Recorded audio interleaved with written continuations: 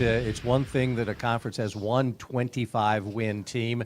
This conference had two 25-win teams. We talked about Monte Ross at Delaware. Pat Skerry at Towson certainly did the same thing with 25 wins. We congratulate you on that and welcome you back. It's great to be here. So how long can you enjoy that 25 wins? How long did that last? That's way Yeah, in the, exactly. Coach will tell you that's way in the background now.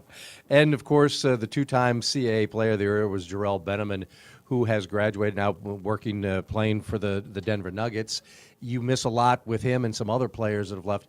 Give us a little outlook on how you kind of replace these players, replace those points. You know, I don't know if we replace the players. Those guys, we are very mindful to tell a lot of our new guys, as you drink the water, don't forget who dug the well, because those guys did a lot for us. What I think carries over a little bit, though, is your culture.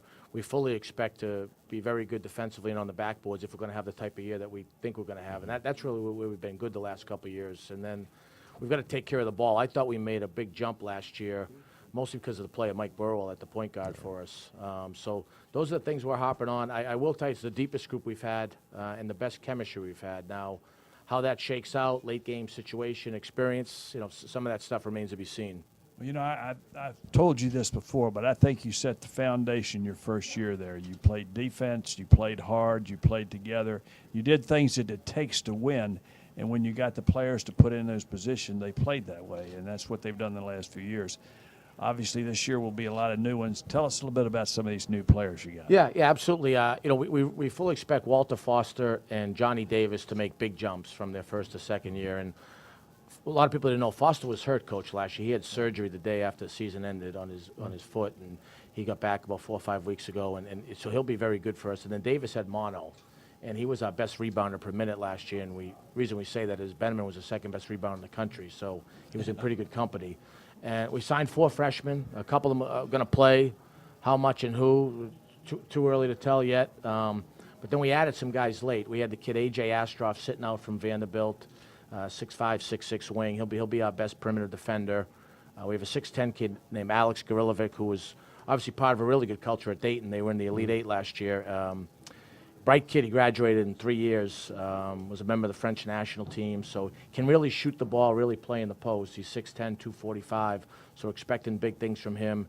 And then we added a junior college point guard late named Josh Ivory. A little bit different kind of junior college kid. He initially went to Cleveland State and played for, I think, a really tough-minded defensive coach out there in Gary Waters. So we're new. I'm not sure how young we are yet, but we're new, and we got to try to put the pieces together pretty quickly. A couple of other interesting players that return. Tamaj Parker-Rivera is certainly a very versatile player.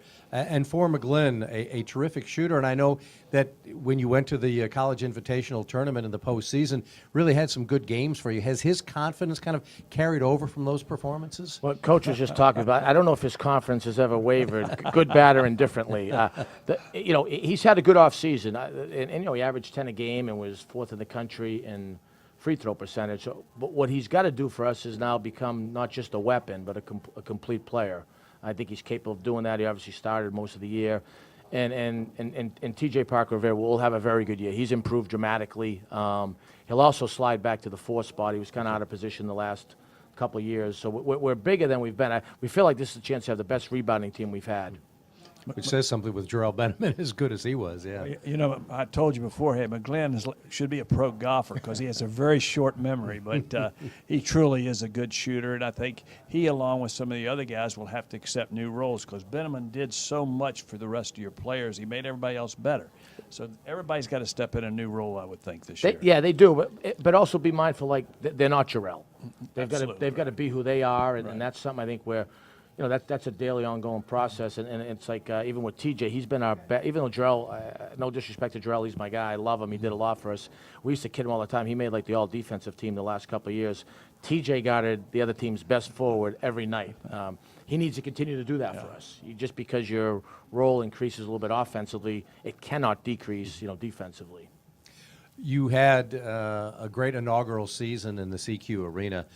Fabulous facility. I know you were waiting for it. Obviously, you enjoyed playing there. What are the other benefits that building has now produced for you?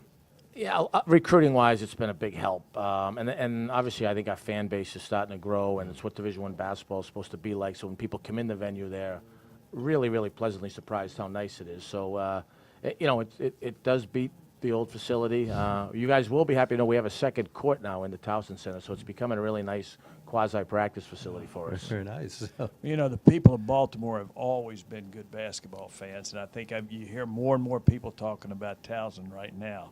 So I think that's a real plus, and I think that building's done a lot to help that. Yeah, it absolutely has. Baltimore's a great sports town, and we have football programs, some of the other programs. I think it's really helped the whole university. Matt, before we let you go, I know you and your wife have done such a marvelous job in promoting autism awareness. You wear the lapel pin very proudly. I know a lot of coaches participated in the Autism Awareness Night all around the country. Talk a little bit about how this is progressing and what kind of feedback you've been getting. Big time feedback. Autism, we kind of did it by the seat of our pants, which, as you know, coaches aren't sometimes the most organized guys doing that. Saturday, February 7th this year, full blown, I think, throughout the country.